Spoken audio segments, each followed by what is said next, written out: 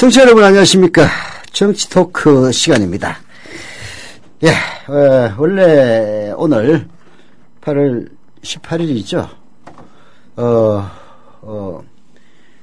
18일 방송되는 정치 토크지만, 실제 이것은 생방송이 아니고 녹음입니다. 오늘 녹음하고 있는 이 시점은 8월 14일. 우리 아몰랑 선생께서 임시 공휴일로 지정한 14일 날 녹음을 하고 있는데요. 18일에 제가 하루 휴가를 얻기 때문에 사전 녹음한다는 점 미리 말씀을 드리겠습니다. 자, 이번 정치 토크는 역시 조상훈 사무국장을 모셨는데요. 오늘은 시위와 관계없이, 왜냐하면 오늘 녹음하는 것이 방송되는 오늘은 18일이기 때문에 무려 나흘의 시차가 있습니다. 8월 18일 하면 또 무슨 사건이 있었던 날이죠. 그렇죠. 그게 뭐 도대체 판문점에 도끼만행. 이게 요즘은 뭐 하루하루가 도대체 어떻게 변하는지 모를 정도로 급변하고 있기 때문에, 뭐 조금 전에 저기 8월 14일 이 시점, 녹음한 이 시점에서 막 들어오는데 속보로 북한 국방위원회에서 DMZ의 지뢰met을 우리가 안 했다라는 그 속보가 들어오더라고요. 이런 식으로 뭐 어떻게 변할지 모르기 때문에 해남 문제를 제외하고 오늘은 대선 주자 지지도만 가지고 한번 이야기를 해볼까 합니다. 조상훈 국장이 많은 준비를 해왔는데요. 자, 19대 대통령 선거를 지금 앞두고 있는데요. 예, 2017년 12월 20일입니다. 그렇죠. 예. 올 들어서의 대선 주자 지지도 변화 추이에 사실은 이제 사람들이 일희일비를 많이 해요. 예, 뭐 당사자들 일단 일희일비 할 테고요. 예. 또 지지자들. 예. 뭐 요거만 또 열심히 보는 분들 계시잖아요. 그렇죠. 예. 그래서 이제 그런 부분에 대해서 오늘 좀 얘기를 해보자라는 건데, 우선 기본적인 팩트 확인부터 하겠습니다. 조상훈 국장. 예. 우선 지금 현재 거론되는 후보들의 숫자는 총 몇 명이죠? 이제 매체마다, 네. 여론조사 기관마다죠. 네. 좀 다릅니다. 네. 근데 뭐 누가 포함되기도 하고 안 되기도 하고 그러는데요. 대략 살펴보니까 13명 정도 됩니다. 네. 누구냐, 뭐 대부분 다 짐작하실 텐데요. 네. 일단 김무성 새누리당 대표 거론되고요. 네. 당연히 뭐 순위 안에 들어가니까요. 네. 박원순 서울시장 들어갑니다. 네. 문재인 지금 새정치민주연합 대표 들어가고요. 그다음에 안철수 새정치민주연합 의원 공동대표 지냈었죠. 네. 그다음에 이제 김문수 전 경기지사인데 이제 새누리당 혁신위원장 했었죠. 네. 그러면서 어느 정도 항상 여론조사 이렇게 하면은 지지도가 나오는 네. 그런 추세고요. 그다음에 안희정 충남지사는 들락날락합니다. 네. 어떤 때는 한 6위까지 보통 기관마다 발표를 하는데 6위 안에 들어왔다가 어떤 때는 이제 6위 바뀌어서 아예 거론이 안 되기도 하고 그렇고요. 그다음에 요번에 이제 박근혜 대통령 한번 맞짱 섰다가 이제 꼬리 내린 분입니다. 네. 유승민 전 새누리당 원내대표. 유승민 의원이 이제 또 5, 6위 안에 들었다. 최근에는 이제 뭐 꾸준히 6위 안에는 들어오고 있습니다. 그리고 잠시 들어왔다가 이제 완전히 지금은 좀 빠졌습니다. 홍준표 경남지사. 예, 포함되어 있고요. 홍준표는 그 성완종 리스트 때문에 맛이 갔잖아. 예, 뭐 이제 그 의무급식이요. 네. 예, 뭐 무상급식. 요 이슈 때문에 한번 이제 들어왔었던 것 같아요. 네. 그리고 요 분도 이제 들어왔다가 지금은 잊혀진 분. 이완구 전 국무총리. 이 양반도 성완종 리스트에 맛이 가신 분이지. 예. 그리고 단골로 좀 들락날락 하는 분인데 요거는 이제 여론조사 대상에서 좀 빼야 되지 않나 싶어요. 피파 위원장 예, 출마한다. 국제축구연맹 그 피파 회장에 출마하겠다고 했으니까. 정몽준. 예. 정몽준 전 새누리당 의원이죠. 네. 예. 요거는 이제 피파 스포츠 쪽에서 여론조사를 하는 게 맞다 싶고요. 그 다음에 안 들어오다가 최근에 들어온 사람이 있습니다. 네. 오세훈 전 서울시장. 네. 예. 최근 한 3차례 여론조사에서 들어왔습니다. 예. 순위는 뭐 그닥 높진 않습니다. 한 5, 6건 바뀌고요. 그 다음에 요분, 갤럽에서 보통 조사하면 한 6, 7위 정도 거론이 됩니다. 기초자치단체장이지만 거의 광역급 인지도를 갖고 있는 성남시장 이재명 시장. 그리고 제가 12분 언급해드렸는데 네. 뭐 장외가 아니라 국외죠. 국외 후보가 하나 있습니다. 반기문. 예. 저 뉴욕에 있는 유엔 본부 계시는 유엔 사무총장. 나 제발 거론하지 마라. 네. 뭐 나 넣어서 여론조사 하지 마라고 하는데 뭐 그 말 듣는 기관 별로 없는 것 같습니다. 간혹 이제 갤럽이나 여타 여론조사 기관에서 조사 대상에 포함하면 항상 또 이제 톱 랭크가 되기 때문에 뭐 안 할 수가 없죠. 요렇게 해서 반기문 유엔 사무총장까지 한 13명 정도가 올해 한 1월부터 지금 8월 둘째 주까지 여론조사하면 대상으로 한 6위, 7위 안에 드는 그런 후보군입니다. 이제 전반적으로 보면 말이죠. 야권은 3강 구도입니다. 뭐 2강 1중 정도의 구도. 그리고 또 새 인물들이 끊임없이 등장을 합니다. 예.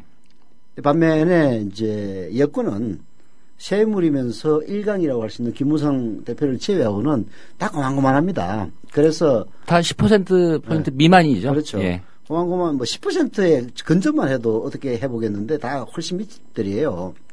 그래서 최근에 오세훈을 집어넣을 수밖에 없었던 것도 여야의 균형을 이제 이런저런 맞춰야 되거든요. 예.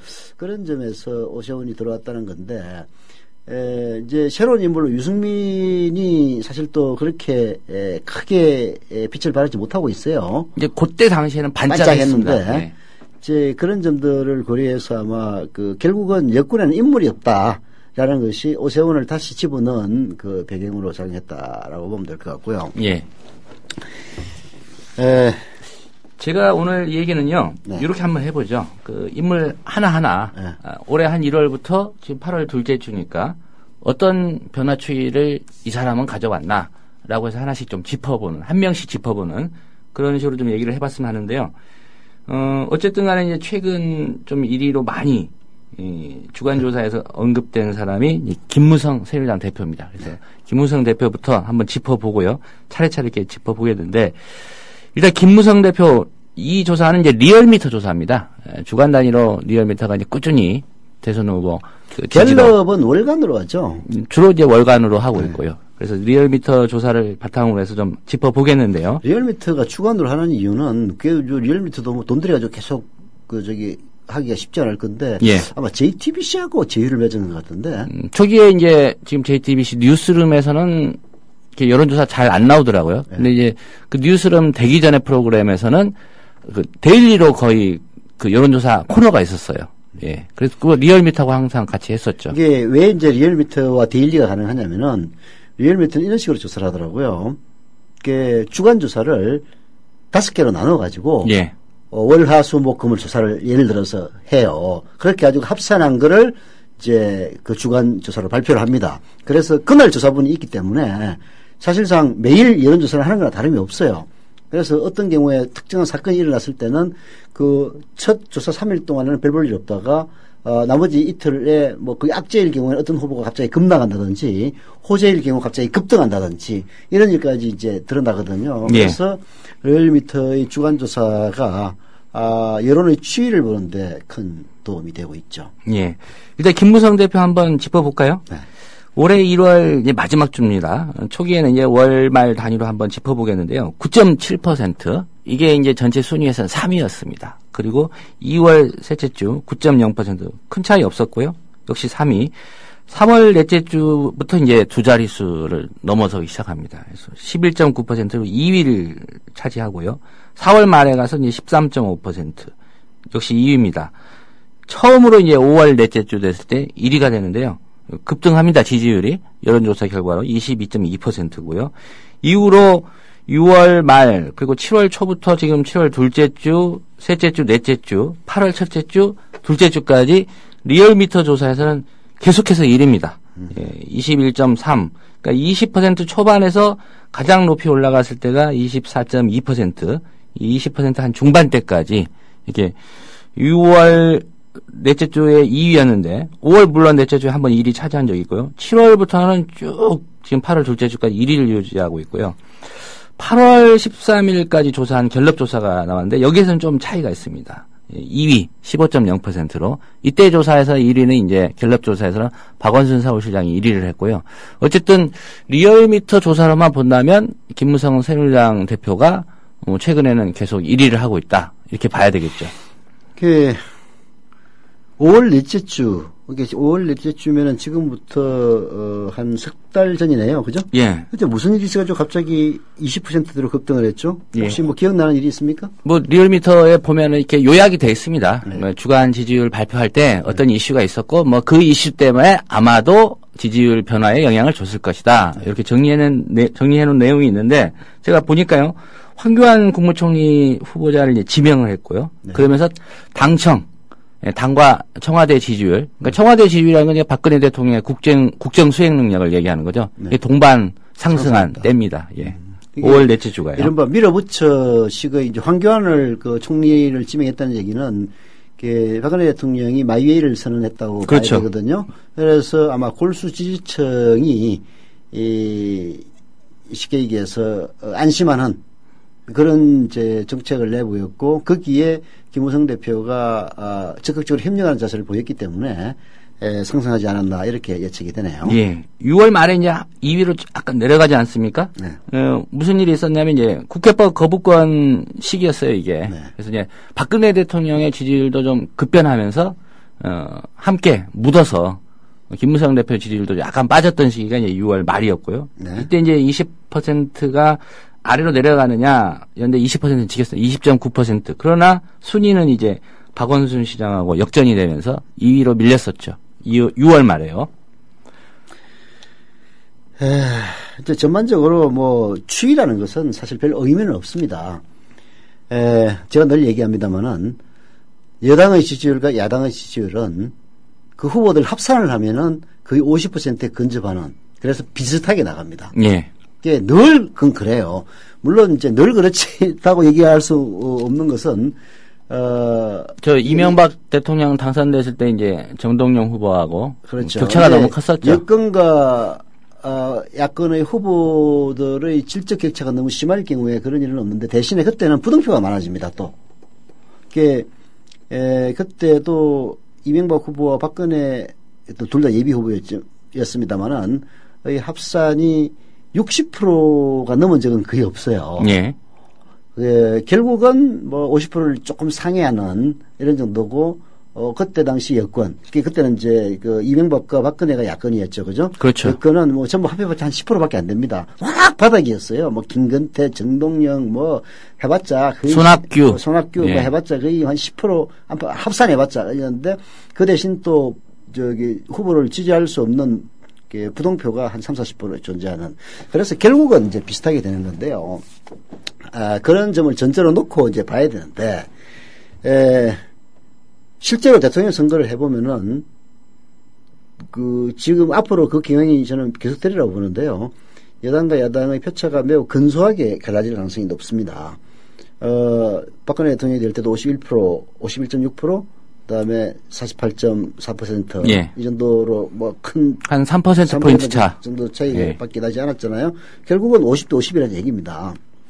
그런 점에서 여권의 전체 몫을 50이라고 보면은 이 중에서 김무성이 차지하는 게 거의 10분의 4가 된다는 얘기는 20%대를 유지한다는 거는 그렇잖아요. 그렇죠. 그러면 사실상 압도적인 1위라는 얘기입니다. 즉 여권의 대권 구도는 장외에 있는 반기문만 제외한다면은 김무성 독주 체제다. 그렇죠. 지금 뭐 김무성 대표가 8월 2주 기준으로도 24.2%인데 네. 여권 성향 후보 주자라고 할 수 있는 김문수 전 경기지사는 어쨌든 6위 안에 못 들었고요. 유승민 전 원내대표가 5.4%, 오세훈 전 서울시장이 5.9%니까 뭐 둘이 합해도 11.3인가요? 그러니까 뭐 이제 김무성이 독주라고 보면 이제 알 수가 있는데 이게 이제 말하자면은 여권 후보가 가질 수밖에 없는 독특한 특성이 이 속에 들어 있는 겁니다. 김무성 대표를 보면은 과거 이명박 대통령 시절에 박근혜 당시 후보하고는 전혀 다른 성향을 보여요. 박근혜는 이명박한테 대들었습니다. 처음부터 끝까지 사사건건 반대했어요. 여당 속 야당이라고 그랬죠. 그렇죠. 네. 그래서 오히려 인기가 있었습니다. 근데 지금 김무성 대표는 전혀 그렇지 않거든요. 전혀 그렇지 않습니다. 사사건건 항복했습니다. 자, 그렇게 되면은 당시 박근혜는 이명박과 붙어서 인기가 올라갔었는데 지금 저기 김무성은 오히려 꼬리를 내려가지고 1위를 유지하고 있다는 이런 얘기거든요. 예. 이게 여권이 갖고 있는 말하자면은 그 유권자적 특성이라고 봐야 됩니다. 말하자면은 박근혜 대통령을 지지하는 사람들은 뚜렷한 특성을 갖고 있습니다. 이념적으로는 극우적 성향을 보입니다. 그다음에 연령층으로는 매우 고연령층입니다. 그래서 어지간해서는 지지 후보를 바꾸지 않습니다. 박근혜 대통령이 어떤 일을 당해도 한 30%대 미만으로 떨어지지 않는 이유는 바로 이 지지층이 존재하기 때문이거든요. 이른바 콘크리트 지지율. 그렇죠. 예. 이 지지층이 이명박 때도 역시 박근혜를 지지했어요. 변하지 않습니다. 그래서 그때는 이명박과 대결하는 박근혜에게 표를 몰아줬기 때문에 싸우면 싸울수록 오히려 박근혜의 지지도가 올라가는, 그리고 이제 이명박에 대해서 평가는 많이 엇갈립니다만은 뭐 제가 보기에는 사기꾼에 불과합니다만은 그때 당시 여권 지지층에서는 거꾸로 이명박을 좌파가 파견한 스파이 이런 식으로 보는 시각도 있었습니다. 그리고 뭐 이재호라든지 이런 사람들 막 데리고 일을 하니까. 예. 그렇지 않습니까? 그구들이 볼 때 이재호는 빨갱이거든. 빨갱이를 갖다 밑에 데리고 최측근이라고 하는 이명박이 최측근도 빨갱이다. 이런 관점이 있었단 말이에요. 근데 지금은 박근혜 대통령이 이제 권력을 잡고 있고 그 콘크리트 지지층은 그대로 있단 말이에요. 그러니까 우리가 상식적으로 보면은 유승민 같은 사람이 표를 많이 얻을 것 같잖아요. 근데 뭐 완전히 밑바닥을 빡빡 끼고 있지 않습니까? 오히려 뭐 약점 있는 것도 아니고 박근혜가 시키면은 뭐 대표가 됐을 때는 뭐 크게 붙을 것처럼 그렇게 얘기를 하더니 사사건건 꼬리를 내리는 김무성에게 여전히 지지를 보내는 이유는 쉽게 해서 박근혜의 콘크리트 지지층이 그 표를 이전됐다. 예. 이렇게 보면 됩니다. 그게 김무성으로서는 이제 독주할 수 있는 원인이기도 하지만은 표 확장성이라는 측면에서 보면 과연 이길 수 있느냐? 그렇지. 예. 확장성이라는 측면에서 보면 또 굉장히 마이너스 되는 거죠. 그래서 오히려 새누리당의 대권 후보는 막판에 대역전극이 일어날 가능성이 매우 높다. 이렇게 봐야죠. 예. 그러니까 김무성 지금 새누리당 대표도 본인의 지지율이 과연 언제 30%를 넘어서고 또 그게 확장이 돼서 40%를 과연 넘느냐, 이 부분을 좀 지켜봐야 될 것 같군요. 이제 어차피 대선을 뭐 6개월이나 혹은 1년 남겨놓지 않은 시점에서 어느 누군가가 독주하는 일은 없습니다. 왜냐하면은 사람이라는 게 참 복잡한 존재예요. 아주 조그마한 일 가지고 지지 후보를 바꾸고 어떤 조그마한 기분 나쁜 일 때문에 지체끼 지지 안 한다 이렇게 하는 게 인간입니다. 그래서 특별히 후보가 외부적인 요인에 의해서 단일화되기 전까지는 예. 다 지각각으로 지지를 해요. 그래서 그런 상황이 오기 전에 한 사람이 40%를 넘어가는 일은 극히 있을 수 없는 일입니다. 절대 그런 일이 일어나지 않죠. 이제 선거가 임박해서 만약에 새누리당의 후보로 김무성이 이제 결정이 된다면은 예. 그러면은 이제 쫙 지지도가 올라가가지고 1대1 구도로 이제 갈 때 그때 이제 나타나는 거지. 1대1 구도가 아닌 시점에서는 뭐 굉장히 어려운 거고, 그러나 다른 후보들을 압도하면서도 20%대에 계속 머무르고 있다는 것은 아까 얘기했다시피 박근혜를 추정함으로써 이제 이런 거 뭐 박근혜를 단지 김무성 대표가 추정했기 때문에 이만큼 올라온 건 아닙니다. 이제 후보로서의 기대감도 있고, 예. 그리고 박근혜를 배신하지 않는다는 데서 오는 콘크리트 지지층들의 지지, 이런 것들이 이제 합참돼 가지고 20%대를 유지하면서 여권에서는 압도적 1위를 유지하는 거거든요. 근데 이제 아까 얘기했다시피 중도적 성향에 있는 그런 유권자들이 김무성을 믿는다 해야 이제 이 30%대를 넘어서는 거거든요. 예. 그게 아마 김무성 대표로서는 이제 관건이 되지 않을까.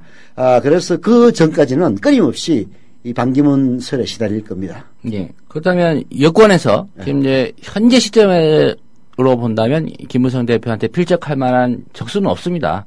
뭐 국외에 있는 뭐 반기문 유엔 사무총장이 뭐 여권은 나올지 야권은 나올지 아직도 그건 잘 모르겠지만 이제 야권으로 나올 가능성은 거의 전무하고요. 지금 야권은 좀 이따 다시 설명을 드리겠습니다만은 명확한 2강 1중 구도를 형성하고 있습니다. 이게 후보가 셋이 되면은 외부에서 낄 틈이 없어요.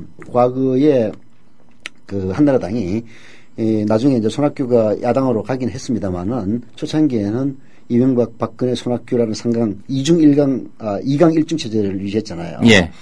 여기에 다른 후보가 낄 뭐 틈이 없었습니다. 문국현이라는 후보가 결국은 외부에서 기대를 많이 받았지만은 이 구도에는 못 들어갔잖아요. 결국 야권으로 갔단 말입니다. 그것처럼 반기문이 어떤 기대를 받아서 치더라도 야권의 2강 1중 체제를 무너뜨리기는 좀 힘들다고 봅니다. 거기에 뭐 여지가 있다기보다는 네. 차라리 김무성의 대안으로서 그렇죠. 여권에서도 가능성이 높다. 단 후보가 된다면 여권 후보가 될 가능성이 매우 높습니다. 물론 여러 가지 복잡한 사정이 있기 때문에 그것도 쉽지는 않습니다만은 그래서 김무성에게 제1적은 반기문이 되고 제2적은 역시 유승민이라고 봐야 됩니다. 유승민. 네. 예. 지금은 그 박근혜 대통령이 임기 중반전에 있기 때문에 그렇지만은 임기 후반으로 가면은 이제 대안이 중요해지는 시점이거든요. 박근혜에 대한 기대나 애정보다는 그럴 경우에는 확장성이 현저하게 떨어지는 김무성보다는 그래도 확장성 측면에서 나름대로 여지가 풍부한 유승민이 더 빛을 볼 가능성이 있죠. 그래서 내가 지역적으로 본다면요. 김무성 대표는 PK잖아요. 지역적 확장성은 김무성이 더 좋습니다. 부산에 있는 쪽이 낫다. 그렇죠. 지역적 확장성은 왜냐면은 불행한 일인지, 다행한 일인지는 모르겠습니다만, 대구 경북의 경우에는 새누리당의 지지가 거의 확고하다고 봐야 돼요. 실제로, 야당이 표를 많이 얻어봤자 한 30% 정도입니다. 3대7. 근데 부산 경남은 4대6. 예. 심지어 김두관 전 지사가 무소속으로 나왔을 때는 역전까지 시키지 않습니까? 당선됐었죠. 그렇죠. 그래서, 결국은 차기 대선에서도 부산 경남이 어떤 포지션을 취하느냐 이게 이제 굉장히 중요한 요소가 되는데요. 부산 경남에서 야당으로 돌아선다면은 그건 뭐 선거 해보나 말합니다. 어떤 부정선거를 해도 절대 안 됩니다. 근데 그거를 막을 수 있는 후보는 김무성이거든요. 예. 그러니까 유승민 전 원내대표 같은 경우는 대구 경북은 절대 안 무너져. 그렇지만 PK 쪽의 표를 가져올 수 있느냐에서는 좀 퀘스천이라 이 말씀이죠. 그렇죠. 유승민이가 되면은 부산 경남은 야권으로 돌아설 가능성이 매우 높습니다. 그리 되면 선거를 해보나 말하죠. 그러나 김무성이 후보가 되면은 부산 경남이 팽팽할 겁니다. 제가 보기에는 좀 유리하지 않을까 생각이 들어요. 예. 근데 그 조금 유리한 구도 속에서 새누리당은 계속 이겨왔거든요. 그래서 이제 지역적 확장성은 PK를 근거로 하는 김무성이 낫지만은 또 이념적 확장성은 김무성이 현저하게 떨어집니다. 너무 친박근혜적 경향을 보이고 있거든요. 이게 현재의 그 콘크리트 지지를 하는 박근혜 지지층의 가세에 힘입어서 독주할 수 있는 근거는 되지만은 그것 때문에 오히려 대통령은 될 수 없다는 또 역설에 직면할 수도 있습니다. 예.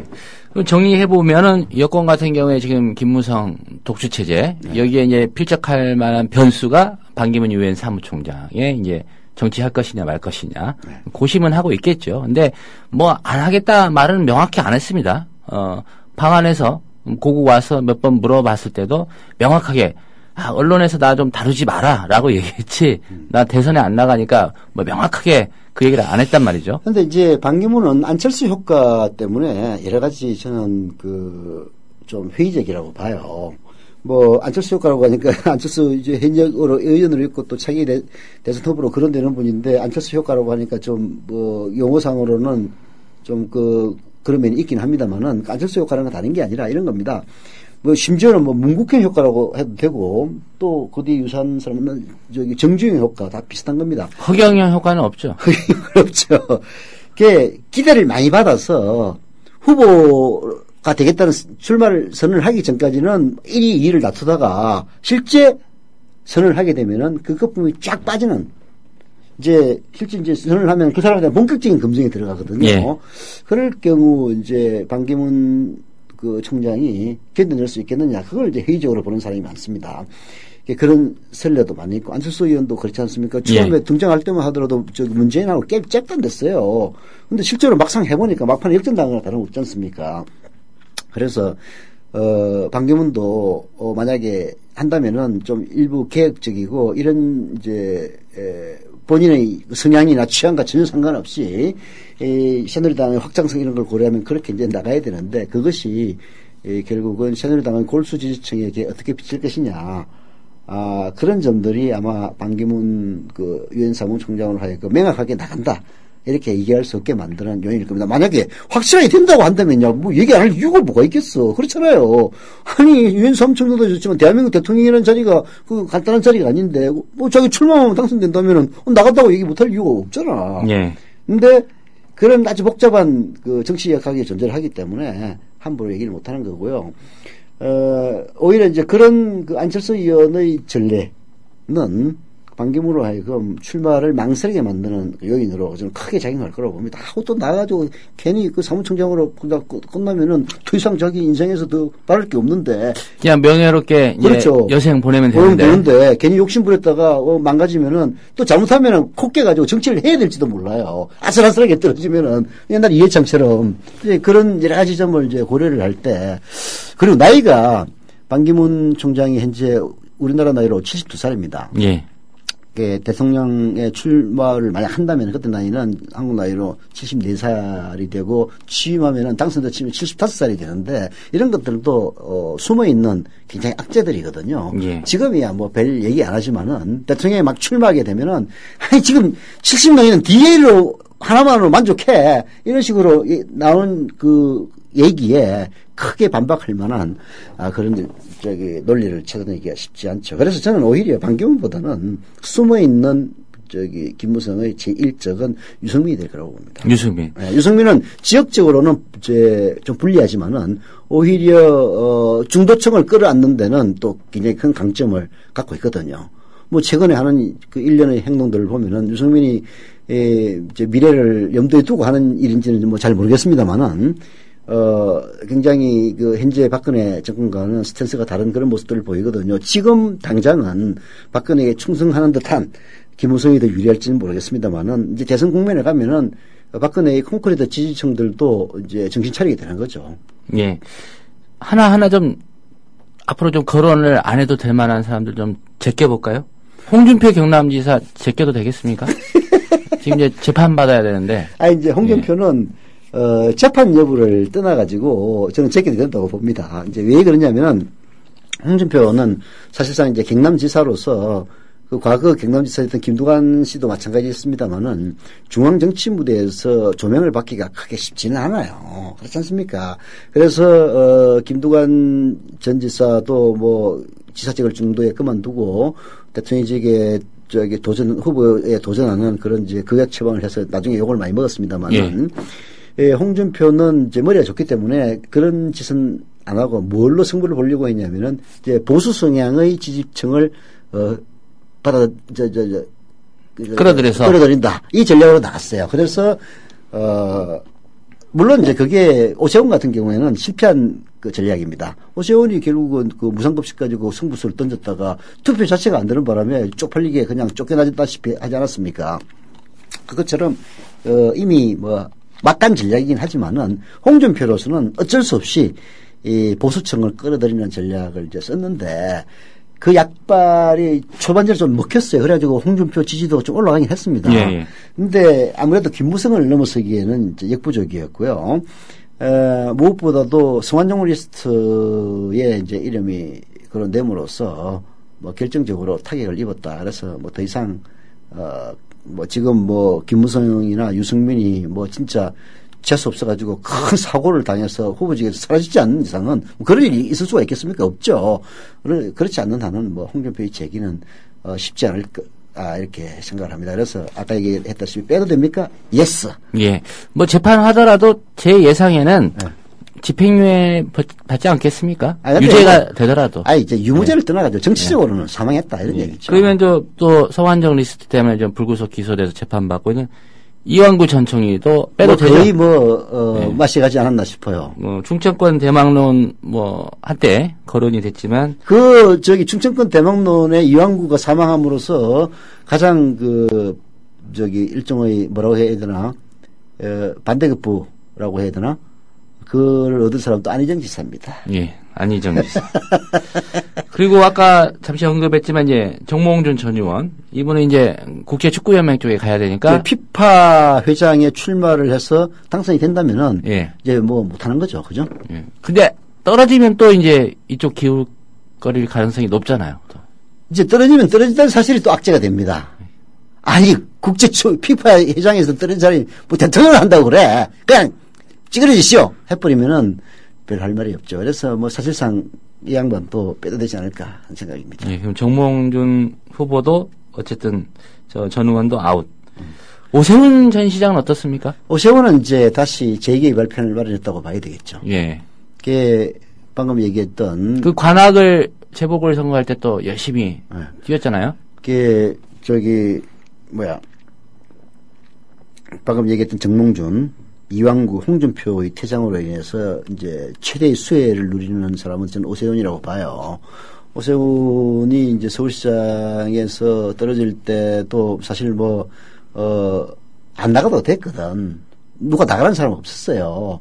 다만 이제 무상급식 그 찬반 투표를 하기도 하고 주민투표에 붙였는데 이게 정족수 미달해가지고 투표 자체가 불성립했을까 아마 그럴걸요? 예, 30% 이상인가가 투표를 해야 되는데 이제 안 하는 바람에 이게 불성립이 돼버린 거 아니에요. 그래서 정치적 책임을 지고 이제 그만뒀기 때문에 사실 큰 실수를 해서 그만둔 사람은 아니란 말이에요. 그리고 또 어떻게 보면은 홍준표가 그토록 얻으려고 했던 보수층의 지지를 받을 수 있는 그런 이유 때문에 서울시장을 물러난 사람이죠. 그래서 김무성 대표는 전 약점이 많은 사람이라고 생각을 합니다. 그래서 김무성 대표가 정치적으로 낙마하거나 좌절한다면은 그 대안으로 이제 할 수 있는 새로운 인물은 아닙니다만 유승민과 더불어서 오세훈 정도가 되지 않을까 이렇게 보죠. 그러면 김문수 경기지사 혁신위원장은 김문수 뺄 수는 없을 것 같아요. 특별한 세모네요, 세모. 예.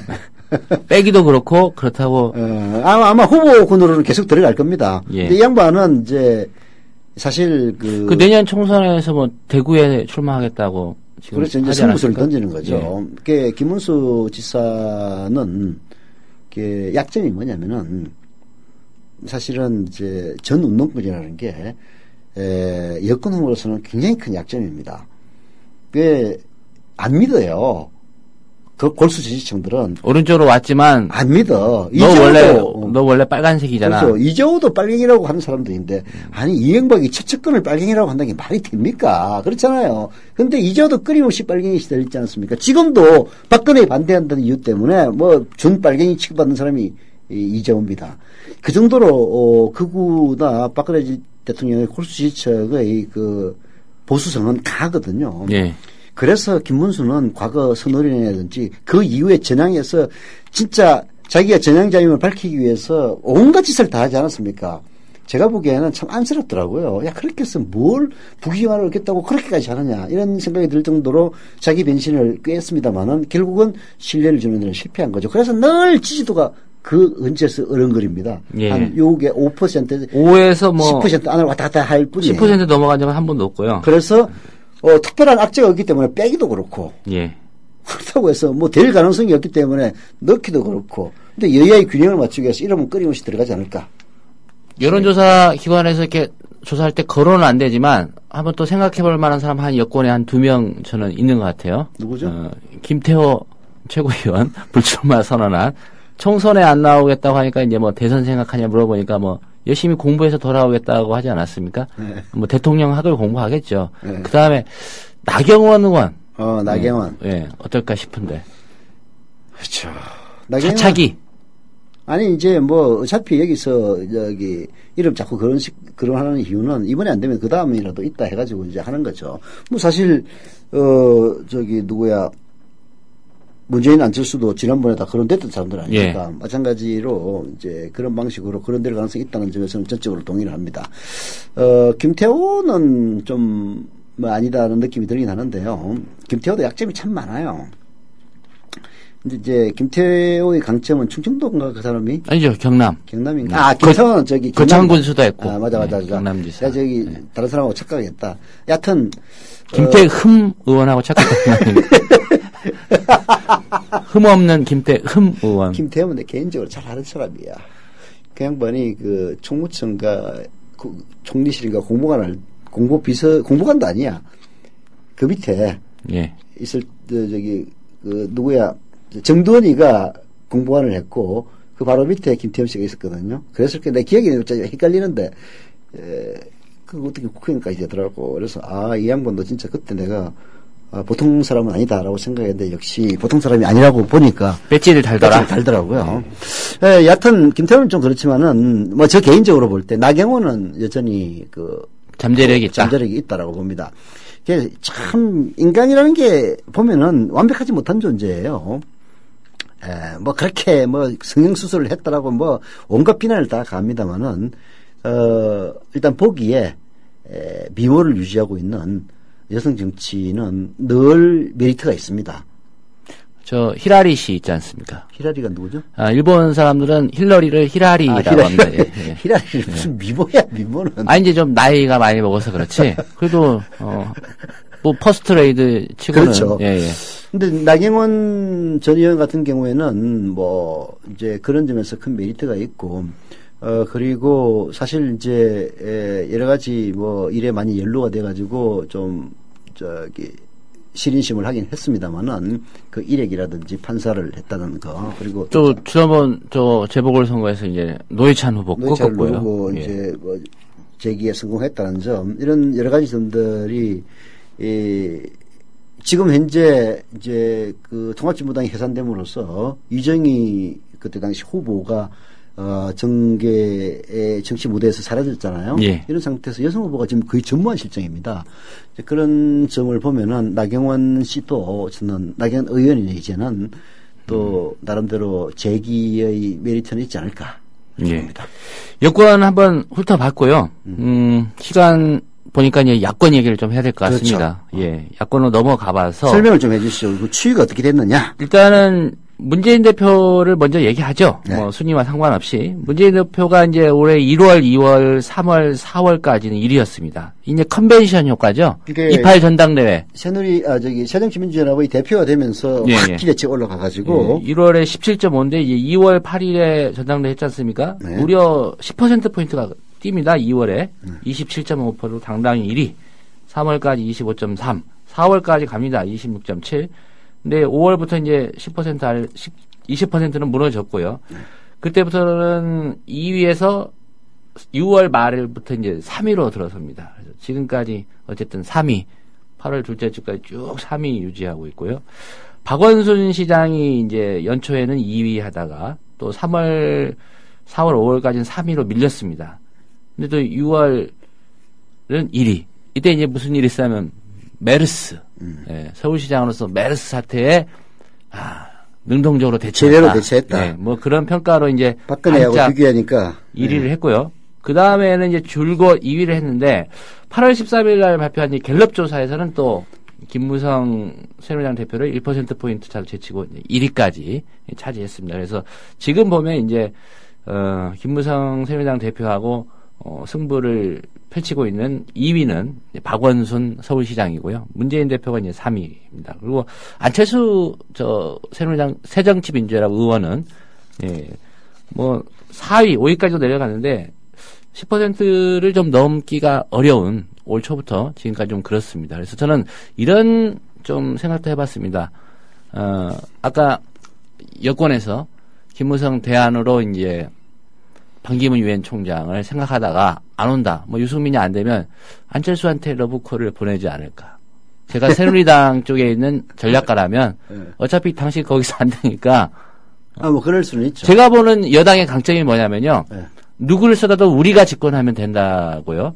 제가 보기에는 야당의 약점은 뭐냐면 내가 집권해야 진짜 정권 교체다라고 주장하는 것 같아요. 저는 그렇게 보거든요. 그래서 새누리당이 안철수 의원한테 뭐가 잘 안 풀리면 어차피 거기서 안 되니까 좀 이리 와서 그런 러브콜을 보낼 수도 있지 않을까. 그건 이제 지금 그렇게 전망한다면 안철수 의원에 대해서 개인적으로 좀 모욕을 주는 그런 전망일 수도 있죠. 근데 이제 그걸 비교를 한다면 이거하고 비교가 되는 겁니다. 2강 1중 취재했던 적이 지금 새누리당에는 있었어요. 그때가 언제냐면은 또 이명박과 박근혜가 각축했을 때입니다. 예. 그리고 손학규가 1중으로서 따라갔고요. 결국은 손학규가 그때 당시 한나라당을 탈당하고 갈아탔죠. 예, 갔죠. 그런데 성공을 하지 못하고 결국은 후보가 되지 못했습니다. 정동영 후보가 이제 후보가 됐죠. 그렇죠. 정동영이 됐죠. 근데 안철수 의원도 저는 뭐 인간적으로 그러리라고 생각은 안 합니다만은 아무리 김무성이 추락을 한다 손 치더라도 김무성하고 만약에 안철수가 붙으면 안철수는 못 이겨요. 못 이깁니다. 아무리 정동영이 추락한다고 해서 손학규가 이겼습니까?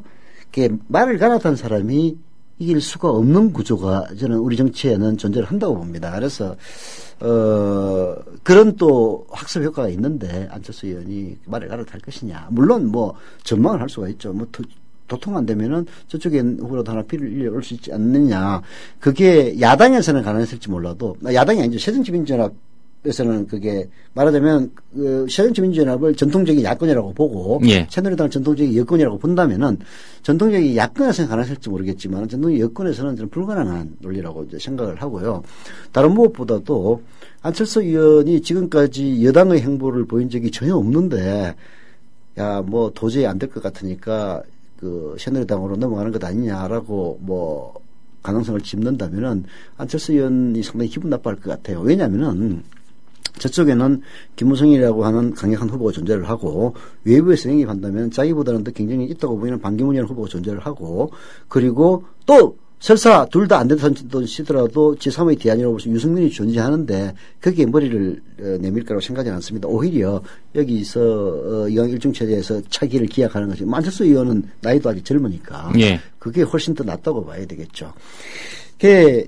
야권의 체제를 한마디로 얘기하면 아까 이강 일중이라고 제가 표현을 했는데요. 그 이강이라고 할 수 있는 박원순과 문재인은 완벽하게 경제학적 용어로 보면 대체제 성향을 보입니다. 그게 재밌어요. 예를 들어서 누가 되든 컨벤션 효과 때문에 문재인의 지지도가 올라가면은 그만큼 박원순 지지는 떨어집니다. 맞습니다. 예. 17.5 올 1월에 했는데 14.6이었고요. 그렇죠. 27.5 되니까 뭐 김무성은 별 변화가 없어요. 네. 근데 박원순 지지율이 11.2%로 팍 빠진 거예요. 그러니까 그게 대체제이기 때문에 그런 거예요. 박원순의 대체제는 문재인이고 문재인의 대체제는 박원순입니다. 그래서 이제 문재인 대표가 컨벤션 효과가 끝나고 사실 호남 기반의 정당을 특별한 카리스마 없이 이 당을 제대로 운영한다는 것은 거의 불가능에 가깝거든요. 그래가지고 지지부진하니까 문재인 대표의 지지율이 팍팍팍 떨어지지 않았습니까? 그러면 누가 올라갑니까? 박원순 올라가요. 딱 정확하게 그런 이제 역할. 6월에 이제 박원순 시장이 메르스 사태에 잘 대처했다 해서 1위 한번 했잖아요. 네. 22.1입니다. 네. 근데 이때 문재인 대표가 네. 15.6으로 확 떨어집니다. 3위. 갤럽 조사에서 이번에 박원순 서울시장이 16.0%로 1위를 하지 않았습니까? 예. 그러니까 문재인이 12.0% 오히려 3등으로 떨어지지 않습니까? 이거 완벽하게 서로 대체자인데 이게 사실은 야당의 이 일종의 스트롱 포인트라고 볼 수가 있습니다. 강점. 그렇죠. 이게 쉽게 얘기해서 문재인에게 실망을 하면은 여당으로 표가 절대 안 넘어가요. 그 안에서 움직이는 거야. 왜 대체제가 존재를 하니까. 설탕 싫으면은 사카린을 먹는 거예요. 사카린 싫으면 또 다시 설탕으로 돌아가는 거야. 이게 건강에 나쁘다 하면은 설탕을 안 먹고 다른 걸 먹어야 되는데 이게 그렇게 안 되는 거야. 그게 꿀이 있으면 좋을 텐데 꿀이 없군요. 그와 유사한 게 바로 그때 노무현 정몽준이 각축할 때입니다.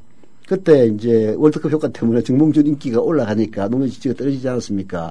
그러니까 사실은 거꾸로지. 노무현 그때 당시 후보가 영삼시기의 파동으로 지지도가 급락합니다.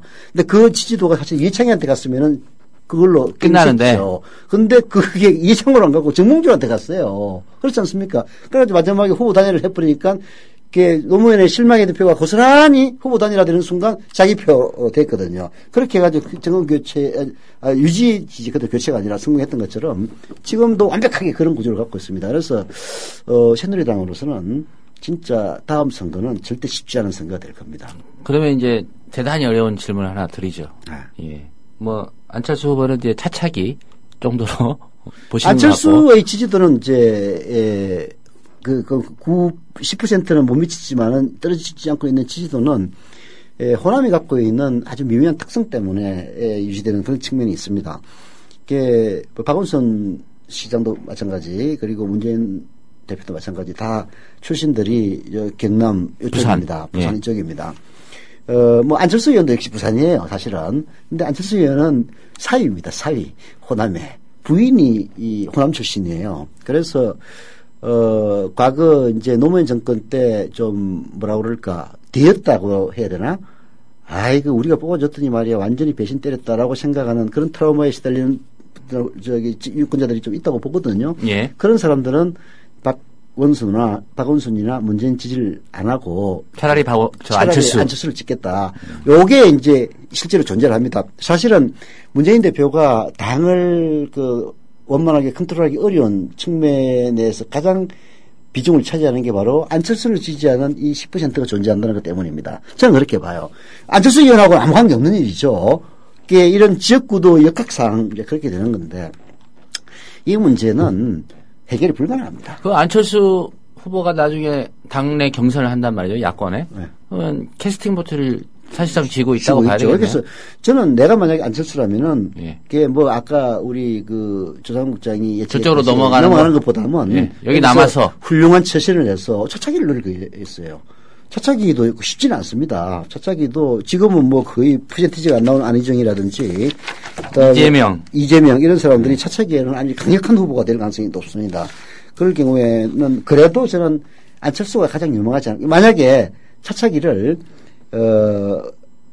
한다면은 저는 이제 문재인이나 박원순 중에 후보가 되면은 전 대통령이 된다고 봐요. 그럼 둘 중에 박원순이 되면은 문제는 간단해집니다. 박원순이 되면은 문재인은 은퇴할 거예요. 그러나 문재인이 되면 박원순은 은퇴할 이유가 없다고. 그렇잖아요. 그러면 이제 나머지 잠룡들은 좀 한 번 더 기다려야 되는. 그러면 안철수 의원 입장에서는 좀 박원순을 지지하겠네요. 아니지. 그래야 차차기가 자기가 좀 확실해지죠.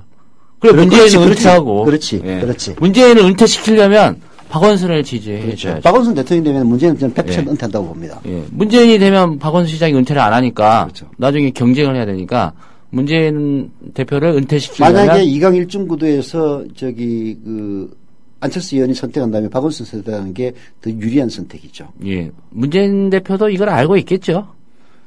글쎄, 문재인 대표 좀 하는 거 보면은 그런 큰 그래도 디자인의 움직임을 갖지는 않아요.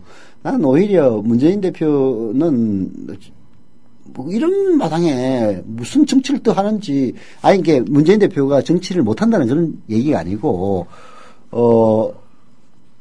저 그 얘기 있지 않습니까? 한겨레 성한용 선임 기자. 문재인이 좋은 사람인 건 맞다.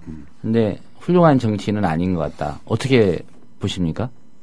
글쎄, 난 문재인을 개인적으로 접해본 적이 없기 때문에. 근데 이제, 언론 지상에 드러난 면만 보면은 그런 측면이 존재를 하죠. 이제 내가 얘기하는 거는 대표로 있는데, 원내대표라는 놈이 지방 내려가가지고. 네, 이종걸.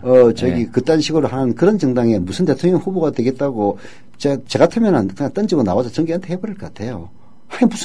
이런 정당에서 무슨 무기관을 누리겠다고, 그리고 자기 그만둔다고 해서, 예를 들어서 자기 아니면 안 된다. 그런 구도도 아니잖아요. 자기 아니면 박원순이나 안철수 하겠죠. 생각하고, 집 던지고 나와서 한 몇 달, 쉬다가 대선 국면에 가면 후보가 어느 놈이 되든지 간에 정치를 도와주겠다. 차라리 나 그질려 선택할 것 같아. 그런데 내년 총선까지는 어떻게든 해보려고 하지 않을까요? 문재인 대표가.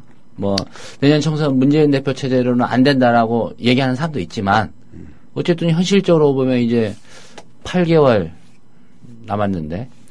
예, 참 보면은, 새누리당은 앉아서 떡을 먹고 있는 것 같아요. 합심 단결해가지고 해도 지금 시원찮을 판에 거기 모여가지고 다음 체제로는 문재인으로 힘들더라고 하는 놈들이 어떤 놈들입니까? 다음 선거에서 새누리당은 틀림없이 또 자체 개혁 코스프레를 할 겁니다. 김태호 벌써 불출마 선언하고, 그리고 거기에 다선 의원들, 영남에 있는 다선 의원들 이한구 의원도 출마 안 한다니까 불출마 선언하면서 네. 이제 새누리당도 황골 탈퇴에 이제를 할 겁니다. 그 이유가 어디에 있겠습니까? 결국은 새누리당이 집권하기 위해서는 자기가 물러나는 게 더 좋고, 그렇게 해서 재집권을 한다면은 오히려 할 수 있는 역할이 더 크다고. 이한구가 만약에 입각할 수도 있죠. 다음 총리 만약에 김무성 대통령이 되면은 이한구 총리가 되는 겁니다. 그런 그걸 보면서 전략적으로 선택하는 거다. 멀리 보는군요. 그렇죠. 네. 근데 여기 있는 13명이라는 사람들이 뭐냐면 호남의 다선 중진들이에요. 쉽게 얘기해서 그런 구도에 맞서려면은 얘들은 나 다음에 출마 안 하겠다고 해야 될 사람들이란 말이에요. 걔네들이 혹시라도 그거 당할까 봐서 계획위원장 누구지? 김상곤. 김상곤을 내세워서 자기들 모가지를 자르려고 하고 있다. 그런 인식을 하고 있기 때문에 이제 오히려 역공한답시고 차기 대수도는 문제가 아닌데 이제를 하고 있는 거 아닙니까? 그래서 보면은 새정치민주연합으로 새누리당을 이기기는 정말 힘든 구조다. 저는 그렇게 생각을 합니다. 예. 이제 2강 1중이라고 말씀하셨어요. 어쨌든 여야 1대1 구도로 갈 가능성이 높지 않습니까? 차기 대선도. 그러면 이제 중요한 거는 뭐 여당이야 경선하면 될 것 같고요. 야당도 경선하면 되는 거죠. 경선하면 되는데 후보 단일화 이번에는 뭐 그런 얘기 안 나오겠죠. 이제 네. 그 후보 단일화라는 거는 당이 달랐기 때문에 누가 아니 뛰쳐나가거나 또 어디서 뭐 당 만들어 가지고 나올 수도 있잖아요. 그럴 가능성은 극히 낮다고 봅니다. 그게 이제 그거는 그 가능성이 있어야 되는 거거든요. 예. 총선에서 지면요. 만약에. 아니 총선에서 뭐 지든 이기든 간에 결국은 이 구도를 깨기가 굉장히 어려운 게 지금 말하자면은 지난 대통령 선거가 48대 51의 구도를 가졌다는 것은 쉽게 얘기해서 여 아니면 야라는 구도가 이제 확정됐다고 봐야 되거든요. 예. 이런 상황에서 제3의 세력이 들어갈 틈이 별로 없습니다. 그리고 여당에도 강력한 후보가 있고 야당에도 강력한 후보가 존재한단 말이에요. 그래서 졌다고 했을 때 이게 중간에 입지가 없는 상태에서는 무소속으로 출마할 수도 없고 또 과거 그 손학규가 야당으로 갔듯이 여당으로 그때 여당이었지 여당으로 갔듯이 진영을 바꿀 수도 진영을 없고. 바꾸려면은 그쪽에 바뀐 진영에 강력한 후보가 없어야 되는데 그것도 이미 어려운 그런 상황 아닙니까? 이런 점들을 고려하면은 게다가 이제 또 몇 번의 선거를 통해서 학습 효과. 중간에 졌다고 탈당하고 이런 사람들은 정치적으로 거의 사망하는 이제 그런 사망 안 한 분 있죠. 누구? 이인재 최고위원. 아이, 대통령 후보로서 사망했다고 봐야지. 지금 노동시장 개혁하겠다고 중책을 맡고 있는데. 이제 그것도 결국은 이인재가 살기 위한 몸부림으로 봐야 됩니다. 그러면 정치적으로는 거의 사망했거든. 대통령 후보가 되느냐의 여부는 사망했지 않습니까? 이런 상황에서 자기가 재기하기 위해서는 결국은 박근혜 대통령을 지지하는 그런 콘크리트 지지층에 뭔가를 호소해야 된단 말이에요. 홍준표 전략하고 똑같은 겁니다. 예. 그게 노동시장 개혁이라는 걸 통해서 이제 하겠다는 건데 그거 뭐 안 될 겁니다. 왜냐하면 여기 김무성을 깰 만한 영향은 못 돼요. 그러면 이제 뭐 야당도 일정이 있겠지만 아까 말씀하신 대로 이제 안철수 의원이 누구 손을 들어주느냐. 근데 지금 짐작으로 이제 보면은 구도상 박원순 시장 편을 들 가능성이 높다. 그렇죠. 뭐 그렇게 정리될 가능성이 높고요. 뭐 틀릴 수도 있죠. 근데 어쨌든 저는 좀 아니 이제 안철수 의원이 그 경제학적으로 예. 말하자면 효용성 있는 선택을 한다면은 당연히 아무래도 박원순, 예. 문재인보다는 박원순을 지지하는 것이 자기한테 더 유리하지 않겠느냐. 그렇게 분석을 하는 거죠. 실제 사람이 뭐 경제적인 효용에 따라서 또 움직이는 존재는 아니거든요. 예, 예. 그래서 어떻게 선택할지는 아무도 알 수가 없죠. 근데 이제 지금 상황으로 보면 그럴 가능성이 높다는 거고요. 뭐 2강 1중은 봤고요. 마지막으로 이제 안희정 충남지사, 예, 그리고 이재명 시장. 이분들은 뭐 차차기로 차차기. 봐야지. 예. 뭐 나이도 다 60년 초반 그 나이니까요. 이제 만약에 문재인이 된다면은 이 차차기들은 이제 박원순을 뛰어넘기는 굉장히 어려울 겁니다. 문재인이 대통령이 되면은 박원순을 총리로 기용할 가능성도 매우 높거든요. 예. 이제 그렇게 되면은 이제 오히려 또 그때 당시의 여권은 그 박원순 독주 체제로 굳어질 가능성이 매우 높습니다. 물론 5년이라는 세월은 길기 때문에 또 어떻게 변할지 아무도 모르죠. 이제 그렇게 봐야 되는데 만약에 박원순이 대통령이 된다면은 문재인은 정계은퇴를 할 것이고 그러면은 이제 안철수, 안희정 이재명 이런 각축 구도가 되는데 그런 구도라면은 역시 안철수가 가장 유리한 구도가 되지 않을까 봅니다. 예. 안씨가 2명이나 언급이 되고 그래서 안철수 의원이 여권으로 변신할 가능성이 매우 낮은 겁니다. 매우 낮다. 네. 예. 어쨌든 다음 대선이 뭐 많이 남아있는 것처럼 느껴지지만 또 세월이 금방 갑니다. 예. 뭐 8월 24일, 25일 되면 이제 2년 6개월 박근혜 대통령 임기 반환점이고요. 2017년 12월 20일이니까 뭐 2년 좀 남은 겁니다. 예. 내가 나이 40 됐을 때 김대중 대통령이 집권을 했거든요. 예. 그래서 노무현 대통령이 퇴임했을 때가 50이었습니다. 그리고 이번에 정권 바뀌면 60입니다. 참 보면 참 세월 빨라. 금방입니다. 네. 대통령 선거 한 번, 두 번 더 하면 이제 7선. 사망이죠. 예. 예. 갑니다. 저도. 평균 수명 따지면 뭐, 한 대통령 선거 그래도 서너 번은 더 하실 거예요. 예. 근데 문제는 이제 투표하실 수 없다는 거. 아니, 이제, 이번까지는 투표 못해요. 뭐, 예. 죄를 사면해 줄 리는 없지 않습니까? 2018년까지 제가 투표권이 없습니다. 요번 사면 명단에 포함이 안 됐군요. 안 됐습니다. 정치인도 아닌데. 예, 오늘 순서는 여기서 마무리해야 될 것 같습니다. 예. 휴가 잘 다녀오시고요. 예, 뭐 하루 쉬는 건데 무슨 휴가입니까? 잠깐 좀 시골 볼 일이 있어가지고 갔다 옵니다. 요즘 나이 들면 늘 그런 일이 많이 생깁니다. 자, 정치 토크는 여기서 마무리 짓고요. 또 다음 주 이 시간에 뵙겠습니다. 안녕히 계십시오. 예, 고맙습니다. 수고하셨습니다.